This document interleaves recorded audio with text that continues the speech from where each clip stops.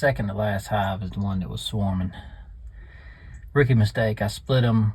It was still too strong in the bottom. Should have added another box to give them some more room. So the top box is making their own queen right now. The second one had a queen, but she ran out of room before I could get the top one off. So they decided to swarm. They're currently sitting up here in this tree. Can't get a good look at them. I'd get over there and get a better shot, but kind of tied up at the moment. So I have a swarm trap I always keep by my bee yards in case they decide to want to move in. I sprayed some lemongrass oil, which is an attractant for them, just to see if I can't catch them, at least get them to move in for me so I won't lose my bees. They're generating a lot of interest right now, so hopefully they'll decide to commit. So we're just gonna hang out and see what. That's the cluster. Came out of that hive.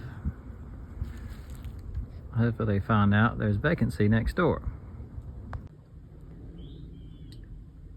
Typically it's 1 or 2 scouts to start with, then I'll go back and get more so they can get buy-in on approval that this is the place they want to live. And then it'll kind of get quiet. And then a bunch will get together and they'll make the mass migration. The girls decided to spend the night out here on the tree. I didn't like the swarm trap I had set up. So I got one of my new boxes, added some old comb to it, and put it out here to see if they would like to move in there better.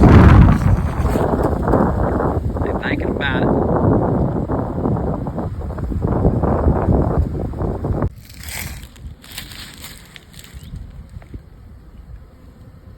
And they have made their choice.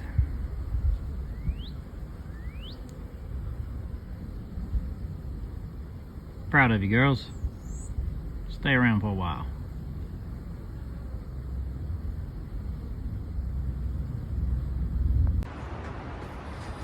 So let me give you a little breakdown of what happened here.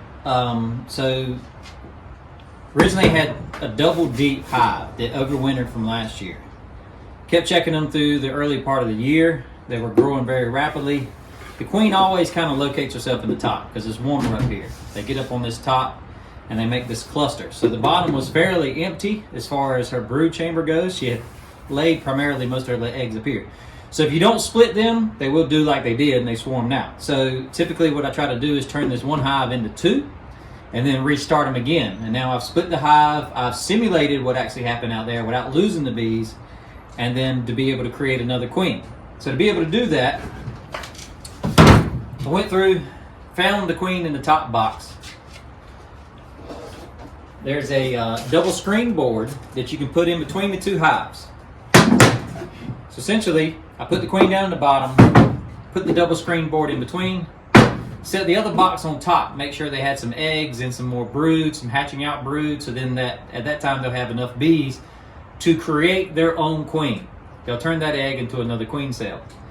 And then I put the queen back down here with a bunch of empty frames and let her get started again. This process up here to make another queen is about a 3-week process. Now she has to go out, get mated, come back, and before she ever is viable, now you're almost 4 weeks, 5 weeks in. In that process is what I should have done is made sure, I went through here and checked the queen cells and make sure they were doing that, but I never checked down here. She was laying and growing a lot quicker down here and running out of space. I should have added another box up under this box and still kept this one up here because this had plenty of room because they didn't have a queen yet, and then allowed her to continue to grow in this bottom space. She ran out of room. She realized she needed to go somewhere, so she laid probably a queen cell in there. I gotta go get that out, and then she swarmed out with a bundle of bees. Luckily, I caught the action when it happened and was able to convince her to move back into one of my hives versus going to find another tree to live in. And now that I can take that hive, put it back with the rest of the colonies, and now they're essentially split themselves. It'll set this bottom one back a little further than it needs to be.